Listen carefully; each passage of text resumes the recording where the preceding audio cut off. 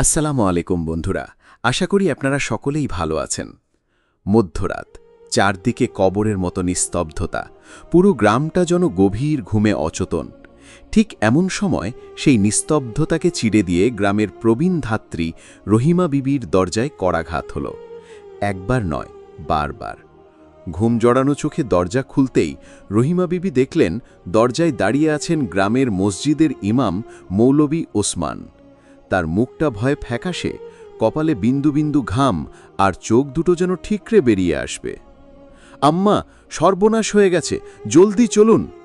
মৌলভী ওসমানের গলা কাঁপছিল। রহিমা বিবির বুকের ভেতরটা ধুকপুক করে উঠল। এই মাঝরাতে একজন ইমামের এমন অবস্থা! তিনি কাপা গলায় জিজ্ঞেস করলেন, কি হয়েছে বাবা? তোমার স্ত্রী সালমা ঠিক আছে তো? মৌলভী ওসমান প্রায় কান্নায় ভেঙে পড়লেন। না আম্মা, সালমা নয়, আমার বানু, আমার ছাগলটা, সে মরে যাচ্ছে। মনে হচ্ছে বাচ্চা দেবে, কিন্তু যন্ত্রণায় ছটফট করছে। আপনি চলুন আম্মা, আপনি ছাড়া ওকে কেউ বাঁচাতে পারবে না। রহিমা বিবি থমকে গেলেন। কি বলছেন এই লোক? 40 বছরের জীবনে তিনি হাজারো শিশুকে পৃথিবীর আলো দেখিয়েছেন, কিন্তু কোনোদিন কোনো পশুর জন্য ডাক পাননি। একটা ছাগলের জন্য তাকে যেতে হবে? মৌলভী ওসমানের আকুতি ভরা চোখ দেখে রহিমা বিবির মন গলে গেল। তিনি হারিকেনটা হাতে তুলে নিয়ে বললেন, চলো বাবা। কিন্তু কে জানত এই সাধারণ রাতটাই বদলে দেবে গ্রামের ইতিহাস? কে জানত তিনি এমন এক ঘটনার সাক্ষী হতে চলেছেন যা শোনার পর মানুষ নিজের কানকেও বিশ্বাস করতে পারবে না? মৌলভী ওসমানের বাড়ির উঠোনে ছোট্ট একটা ঘরে টিমটিম করে আলো জ্বলছিল। ভিতরে ঢুকতেই রহিমা বিবি দেখলেন মাটিতে শুয়ে কাতরাচ্ছে একটা ছাগল, বানু। মৌলভী ওসমানের কলিজার টুকরা। গ্রামের সবাই জানত নিঃসন্তান ওসমান আর সালমা এই ছাগলটাকেই তাদের সন্তানের মতো ভালোবাসত। রহিমা বিবি বানুর পাশে গিয়ে বসলেন, তার মাথায় হাত বুলিয়ে দিতে লাগলেন। 1 ঘন্টা গেল, 2 ঘন্টা গেল, ছাগলটার কষ্ট যেন বেড়েই চলেছে। একসময় রহিমা বিবির নিজের চোখেও ঘুম নেমে এলো। আর ঠিক তখনই হঠাৎ করে সেই ছোট্ট ঘর কাঁপিয়ে দিয়ে শোনা গেল এক তীব্র কান্নার আওয়াজ। কিন্তু এ তো কোনো ছাগলের বাচ্চার ডাক নয়, এ যে একেবারে টাটকা নবজাতক মানব শিশুর কান্না। রহিমা বিবি ভাবলেন তিনি হয়তো স্বপ্ন দেখছেন। চোখ কচলে আবার তাকালেন, আর যা দেখলেন তাতে তার শরীরের রক্ত হিম হয়ে গেল। খেড়ের গাদার উপর বানুর পাশে শুয়ে আছে ফিনফিনে সুন্দর একটি মানব শিশু। সে হাত পা ছুঁড়ে কাঁদছে। রহিমা বিবির 40 বছরের অভিজ্ঞতা, তার সব জ্ঞান বুদ্ধি যেন এক মুহূর্তে ধোঁয়ার মতো উড়ে গেল। এটা কি করে সম্ভব? একটা পশুর গর্ভ থেকে মানুষের সন্তান! তিনি ভয়ে বিস্ময়ে পাথরের মূর্তির মতো দাঁড়িয়ে রইলেন। শিশুর কান্নার শব্দে ছুটে এলো মৌলভী ওসমানের স্ত্রী সালমা। রহিমা বিবির কোলে ফুটফুটে শিশুটিকে দেখে তার মুখ দিয়ে একটিও কথা সরল না, কিন্তু তার চোখে ভয় বা বিস্ময়ের লেশমাত্র নেই, বরং তার চোখে মুখে ফুটে উঠেছে এক অদ্ভুত আবেশ। সে দ্রুত শিশুটিকে নিজের কোলে তুলে নিল, যেন বহু বছর ধরে হারিয়ে যাওয়া মানিককে খুঁজে পেয়েছে। একটু পর মৌলভী ওসমান এলেন। স্ত্রীর কোলে শিশুটিকে দেখেই তার পায়ের নিচের মাটি সরে গেল। এ কি আম্মা? এ শিশু কোথা থেকে এলো? রহিমা বিবি কাঁপা কাঁপা গলায় বললেন, তোমার বানু এই শিশুর জন্ম দিয়েছে। কথাটা শোনার সাথে সাথেই মৌলভী ওসমান জ্ঞান হারিয়ে মাটিতে লুটিয়ে পড়লেন। একজন ইমাম, গ্রামের সবচেয়ে সম্মানিত মানুষ, তার ঘরে কেমন কিয়ামত নেমে এলো। তার ছাগল জন্ম দিয়েছে মানুষের সন্তান। এই কথা জানাজানি হলে তার সম্মান, তার মর্যাদা সবকিছু যে ধুলোয় মিশে যাবে। কিন্তু সালমা শান্ত। সে পরম যত্নে শিশুটিকে দুধ খাওয়াচ্ছে, আদর করছে। যে নারীকে গ্রামের সবাই বন্ধা বলে ডাকে, তার এই রূপ দেখে রহিমা বিবির মন খটকা লাগল। তিনি সালমাকে জিজ্ঞেস করলেন, সালমা, তুই কাঁদছিস না কেন? তোর ভয় করছে না? সালমা তখন মুখ খুলল। তার চোখে জল, কিন্তু কণ্ঠ ইস্পাতের মতো কঠিন। ভয়ের কিসের আম্মা? 10টা বছর এই মানুষটা আমাকে একটা সন্তানের মুখ দেখাতে পারেনি। আমার বোন তার সন্তান দিতে চেয়েছিল। উনি বলেছেন, নিচু বংশের রক্ত ঘরে তুলব না। আজ যখন আল্লাহ অলৌকিকভাবে আমার কোল ভরে দিয়েছেন, তখন আমি ভয় পাবো কেন? আমি জানি না এ কার সন্তান, কিভাবে এলো, কিন্তু আজ থেকে এ আমার সন্তান, আমার রহমান। মৌলভী উসমান তখন জ্ঞান ফিরে পেয়েছেন। স্ত্রীর মুখে এই কথা শুনে অপমানে, লজ্জায় তিনি আর এক মুহূর্তও দাঁড়ালেন না। খালি পায়ে পাগলের মতো ছুটে বেরিয়ে গেলেন বাড়ি থেকে। রহিমা বিবি বুঝতে পারছিলেন ডাল মে কুচ কালা হ্যায়।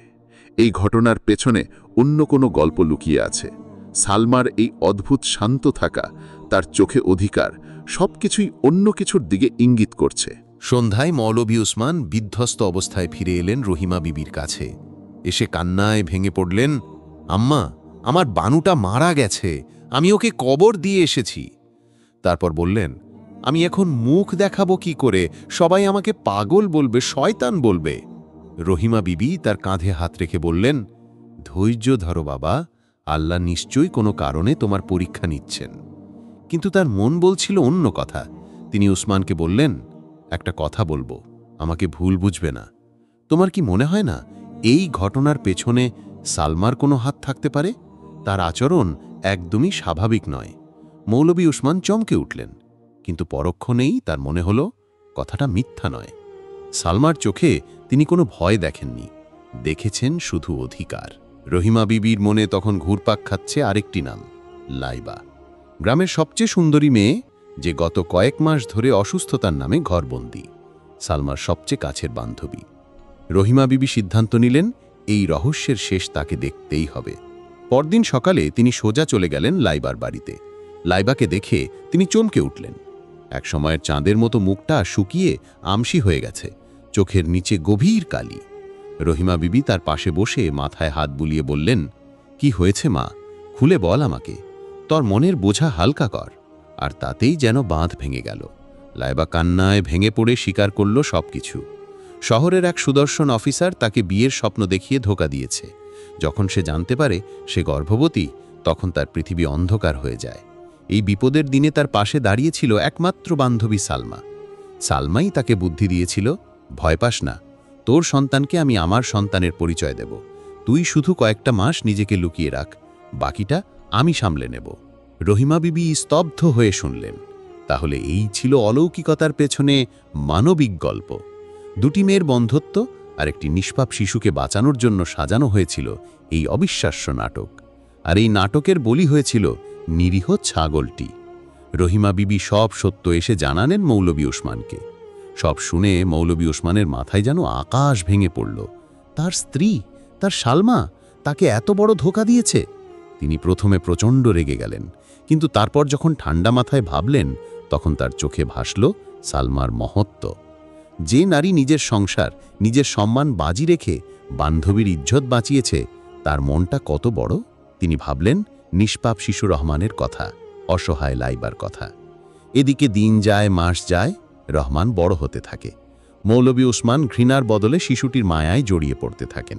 তার হাসি, তার কান্না, সবকিছু ওসমানের শূন্য বুকটাকে ভরিয়ে তোলে। তিনি বুঝতে পারেন এই শিশু কোনো পাপের ফল নয়, এ হলো আল্লাহর রহমত। একদিন লাইবা এলো তাদের বাড়িতে। সালমা তখন তার স্বামীকে বলল, আমি আপনার কাছে একটা জিনিস চাইব। আপনি কি আমার বান্ধবীকে একটা পরিচয় দেবেন? আপনি ওকে বিয়ে করুন। ইসলামে তো এটা জায়েজ। ওর সন্তানের কাছে থাকতে পারবে, আর আমিও আমার বোনকে সারা জীবনের জন্য কাছে পাব। মৌলভী উসমান তার স্ত্রীর দিকে অবাক হয়ে তাকিয়ে রইলেন। কি বিশাল মন তার স্ত্রীর! যে নারী সতীনকে নিজের ঘরে তোলার কথা বলছে, তার চেয়ে বড় মনের মানুষ আর কে হতে পারে? তিনি রাজি হয়ে গেলেন। সেই দিন কোনো আয়োজন ছাড়াই, শুধু আল্লাহর নাম নিয়ে মৌলভী উসমান আর লাইবার বিয়ে হলো। গ্রামের মানুষ অবাক হয়ে দেখল, যে বাড়িতে অভিশাপ নেমেছিল বলে সবাই মনে করত, সেই বাড়িতেই তৈরি হলো এক ভালোবাসার তাজমহল। যেখানে সতীন মানেই ঝগড়া আর অশান্তি, সেখানে সালমা আর লাইবা হয়ে উঠল একে অপরের ছায়া। দুজনে মিলে স্বামীকে সেবা করে আর তাদের সন্তান রহমানকে মানুষ করে তোলে। কিছু বছর পর লাইবার কোল আলো করে একটি কন্যা সন্তান জন্ম নেয়। মৌলভী ওসমানের ঘর এবার সত্যি সত্যি পরিপূর্ণ হয়।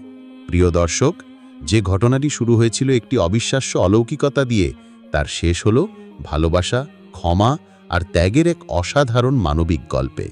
এই কাহিনী আমাদের শেখায়, আল্লাহ যখন পরীক্ষা নেন, তখন তিনি ধৈর্যের পুরস্কারও দেন। মানুষের ভুল হতে পারে, কিন্তু সেই ভুলকে ক্ষমা করে আংলে নেওয়ার মধ্যেই প্রকৃত মনুষ্যত্ব লুকিয়ে থাকে। সালমার বন্ধুত্ব, লাইবার অসহায়তা আর মৌলভী ওসমানের ক্ষমা, এই সব কিছু মিলিয়েই এই গল্পকে আমাদের হৃদয়ে স্থান করে নিয়েছে।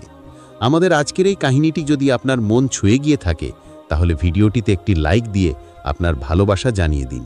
এমন আরও শিক্ষণীয় এবং হৃদয়স্পর্শী গল্প শুনতে আমাদের আলোর কঞ্জিকা চ্যানেলটি সাবস্ক্রাইব করে আমাদের পরিবারের সদস্য হয়ে যান। সবাই ভালো থাকবেন, সুস্থ থাকবেন। আল্লাহ আপনাদের মঙ্গল করুন। আল্লাহ হাফিজ।